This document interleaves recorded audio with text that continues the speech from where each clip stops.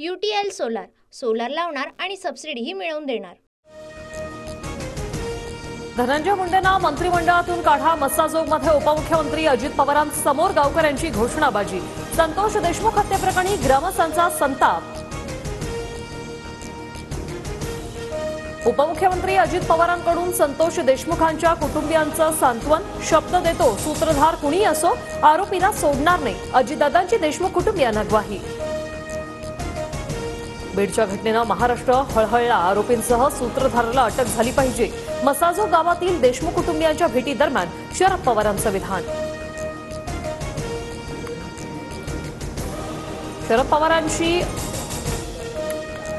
बोलताना सोमनाथ सूर्यवंशींच्या कुटुंबियांना अश्रू आल्यावर सोमनाथच्या शरीरावर मारल्याचे व्रण, त्याला कसलाच आजार नव्हता, दोषींना फाशीची शिक्षा व्हावी, कुटुंबियांची मागणी। सीसीटीव्हीनुसार सोमनाथ सूर्यवंशीला पोलीस कोठडीत मारहाण नाही, मल्टिपल इंजुरीज असा शवविच्छेदन अहवाल आल्यानेच न्यायालयीन चौकशी सुरू, मुख्यमंत्री देवेंद्र फडणवीसांची माहिती। बीडच्या मसाजोगमध्ये संतोष देशमुखांच्या कुटुंबियांची शरद पवारांची चर्चा।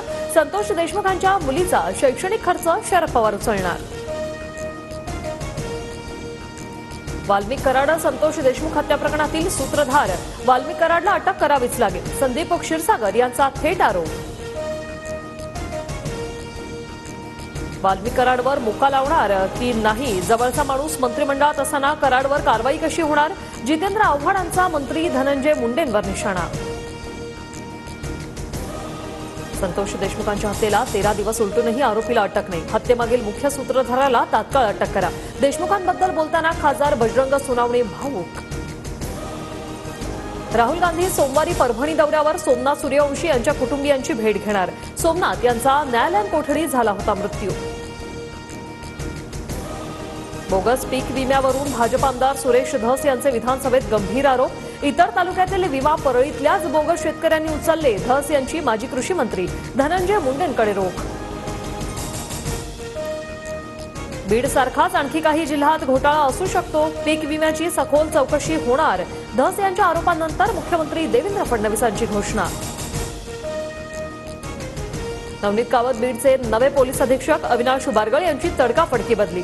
संतोष देशमुख हत्या प्रकरणात तपासात कुचराई केल्याचा ठपका। शिंदेच्या शिवसेनेचा मंत्र्यांचं संभाव्य खातेवाटप TV9 मराठीवर। नगरविकास आणि गृहनिर्माण खातं शिवसेनेला मिळणार, गृहनिर्माण खातं शिंदे पक्षातीलच दुसऱ्याला देण्याची शक्यता। BMC निवडणूक स्वबळावर लढावी, कार्यकर्त्यांची भावना, कार्यकर्त्यांचं म्हणणं नेहमी ऐकतो। उद्धव ठाकरेंसोबत चर्चा सुरू, संजय राऊतांकडून BMC स्वबळावर लढण्याचे संकेत। राऊतांना कोणी थांबवलंय, कार्यकर्त्यांशी चर्चा करून स्थानिक निवडणुकांबाबत निर्णय घेणार, नाना पटोलेंची प्रतिक्रिया। सारंगखेडा चेतक फेस्टिवलमध्ये 19 कोटींचा घोडा विक्रीसाठी दाखल। अहिल्यादेवीनगरच्या राजवीर स्टड फार्ममध्ये सांभाळ, बिग जास्पर अर्थात मौल्यवान सूर्यकांत मणी असं घोड्याचं नाव।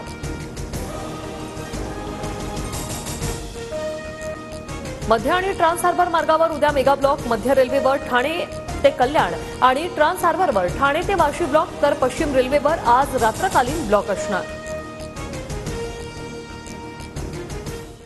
UTL सोलार लावणार आणि सबसिडीही मिळवून देणार।